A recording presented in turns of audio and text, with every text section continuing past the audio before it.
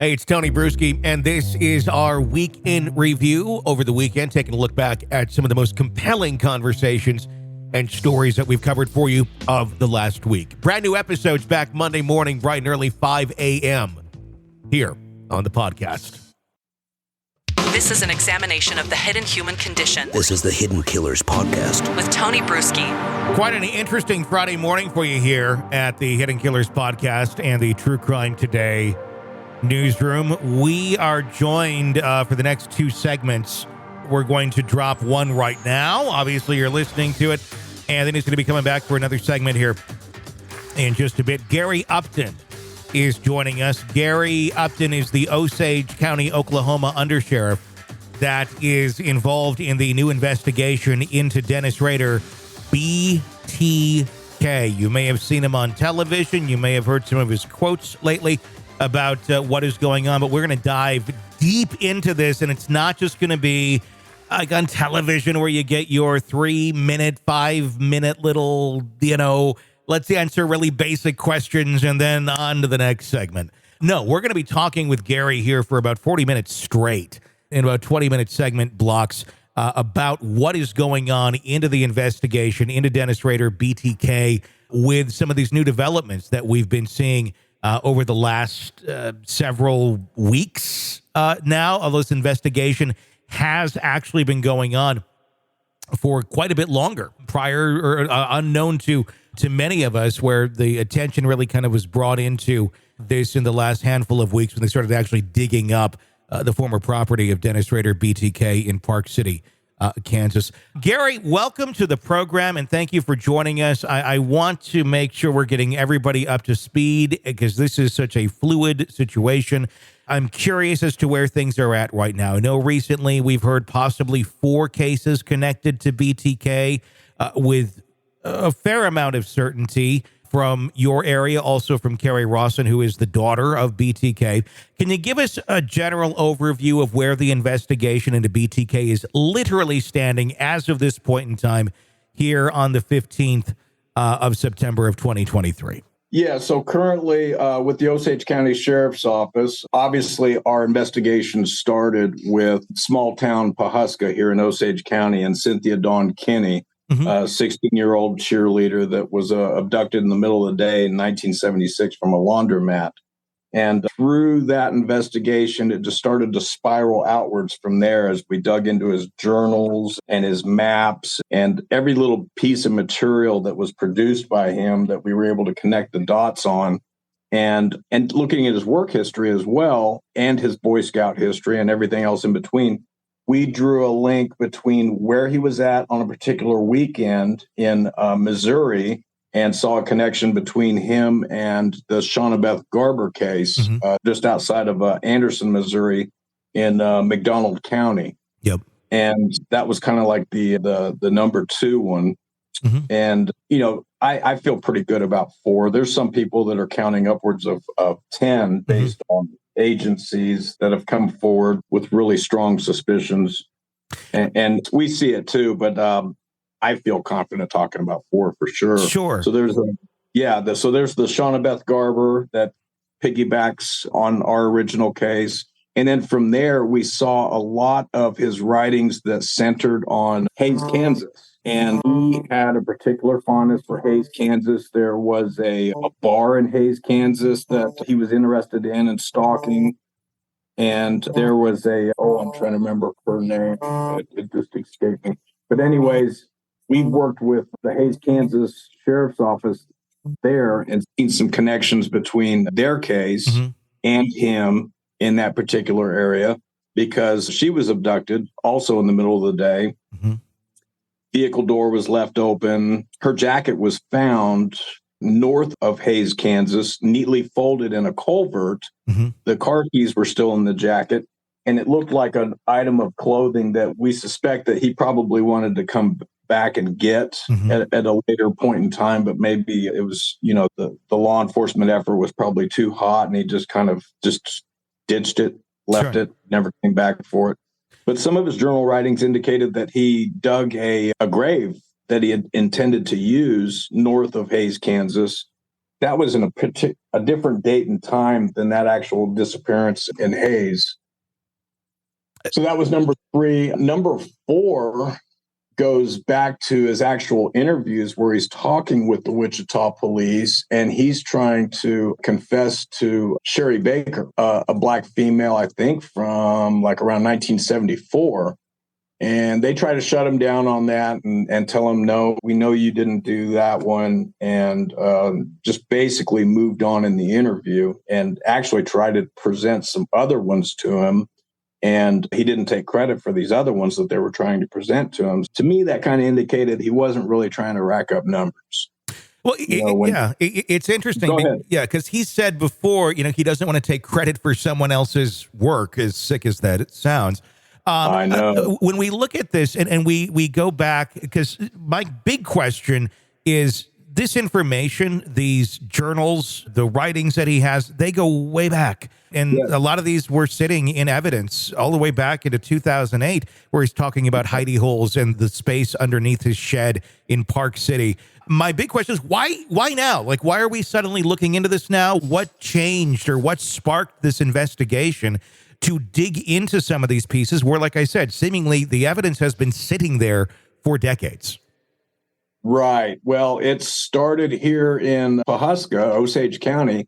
Our sheriff, late in December in 2022, sometime around Christmas, some particular night, he had insomnia and he got up well past the middle of the night. It was like 3:30 in the morning. We joke around with him that we said, oh, you must have woke up at exactly 3:33, one of Dennis Rader's famous numbers that he loves. Yeah. But at any rate, he did wake up and he watched a Netflix documentary, Catching Killers, I think it was. It was season 2, and I can't remember the episode 1, Find, Torture, Kill. It was about BTK. And he sat all the way through that, and a light bulb came on. He realized how close Wichita and Park City was to Pawhuska. And then he saw also that Dennis Rader worked for ADT. Started looking at our hometown case and the laundromat and the fact that the bank across the street from the laundromat was being built at the time. And we also ascertained that 80% of the commercial businesses were using ADT. ADT had really cornered the market back in the early 70s. And it was kind of like one of those Southwestern Bell, Ma Bell kind of things until they kind of got broke up a little bit. Sure. So we knew with 80% certainty that, well, that bank probably had an ADT alarm installed, and Dennis Rader was a regional alarm installer at the time. And so there was a high likelihood that he could have been down in the area, most especially when we went through his journals and saw a particular journal entry from 1976, the same year that Cynthia Kinney turned up missing, in that same month and year time frame, titled Bad Wash Day. Yeah. And so it's a particular entry that literally talks about 2 different projects at once. He's talking about Project 17th Street, and then just a little further down in that entry, he kind of segues into Bad Laundry Day. And the reason why is because he was going to attempt a breaking and entering at a house on 17th Street. Pawhuska does have a 17th Street that's just literally just right up the street from this laundromat. And so we speculated, well, maybe there was a small dog or somebody was home, or he indicated in his entry too much noise. Yeah. So he decided to move on. And that's where later in that same entry, he talks about I think a brunette or somebody that he was watching at the laundromat. And most importantly, his notation of C9 in those entries is always a reference to his incomplete manuscript for a book he wanted to write and have put out upon his death. And C9 was shorthand for chapter 9, and chapter 9 was supposed to be basically referencing and expanding upon all his successful hits or projects. And it's just interesting that he called everything a project. You know? Well, and to find that those incidences line up very well, obviously raising a lot of red flags to kind of connect those sort of dots. Granted, the murder happened back in 1976, so there's got to be a lot of challenges beyond just a normal case of trying to connect Dennis Rader to this, beyond kind of the surface things where it's like, well, it looks like he was pretty damn close when this person died, but obviously far more than that needs to be found. What, and I know that there has been some things. There was talk, I know, of a green dress, a blanket, and some of those connections going back to some of those pictures that Dennis took of himself dressed in victims' clothing and such. Can you talk about that a little bit more, extrapolate on that more of what are you seeing and what kind of evidence are you finding to really connect him more in that direction other than just he was doing ADT across the street? Right. Yeah. And as it started to spiral out from our actual victim into other victims, we determined that there was other victims in Oklahoma that he may have had access to. One in particular down around Muskogee. I believe her last name was Rose, and she had a red blanket. And what we saw in his Polaroids was a red blanket that he was fond of posing on in women's clothes.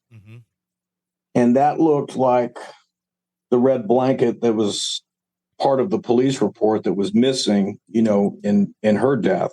We would like to gain access to the evidence. We will, we believe, soon. And if we find a red blanket sitting on the property room shelves, we would like to test it for DNA and see if it has her DNA on it. Because if she had that blanket in her possession with her boyfriend, they stayed in a hotel for quite some time, over a weekend, and it was indicated that red blanket was there with them. We suspect that DNA will be on it, both from her and her boyfriend. And also, obviously, Dennis Rader will have it on him on there as well. But is that the type of connection that is really going to need to be made at this point?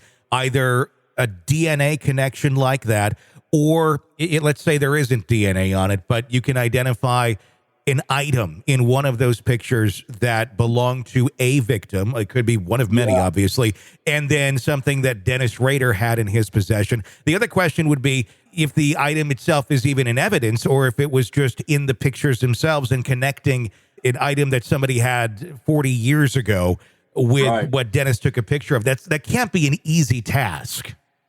It's not, of course. And if we can't find the red blanket, obviously that's a part of that circumstantial evidence that we have a ton of. And it's enough to add to the bucket of circumstantial evidence and move for a grand jury or what have you, and let the chips fall where they may. He took a lot of Polaroids, and with him in them and different poses with different pieces of women's garb and undergarments on. And so if we do find those undergarments in the property room that match that and also match victims that we've determined that didn't get looked at initially past the 10, then we feel that we're on the right track. Everyone that I've talked to believes definitely 100% he killed more than 10 people. What is going on with the evidence that has been found? I know you were there at the Park City residence, digging up where Dennis had indicated he had a hidey hole, as he called them, underneath his shed. And I know some items were found there. Can you talk about how that process went once you found the items of interest underneath that shed, where that shed once was? What was the process? Did those go into evidence immediately? How were those sort of things handled to be sure that they weren't going to be tainted in some way, shape, or form when this is turning into somewhat of an open investigation?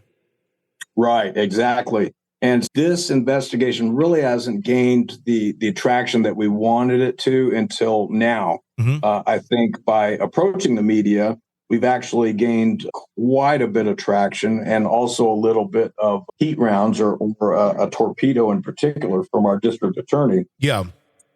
But that's something that we're handling through the legal channels, and that'll be a subject for another day. Sure. At any rate, no, we intercepted correspondence from Dennis Rader to one of his fans outside the walls of the prison that indicated by his hand that he had hidden a mason jar in the ground underneath his storage shed.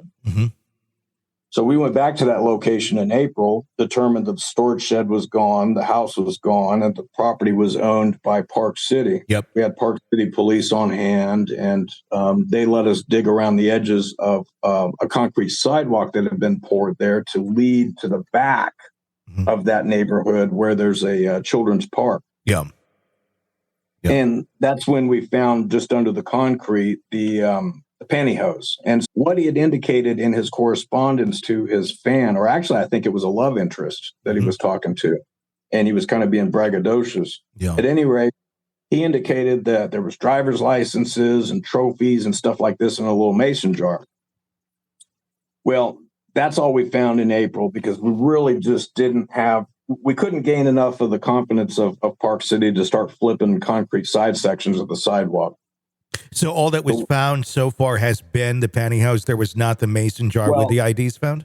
That was in April, right. Okay. And so we took another stab at it last month, and that's when we came in with the permission of Park City and them on hand. And, that with their blessing, we didn't need a warrant or anything like that, and started flipping concrete. And that's when we dug and found the actual spot that he did. It was a hidey hole, because the sides of it were lined in roofing material, the asphalt roofing material that the composite roofing material that you would use on a roof to kind of keep the dirt from kind of coming in too much on that area where he would have had the mason jar.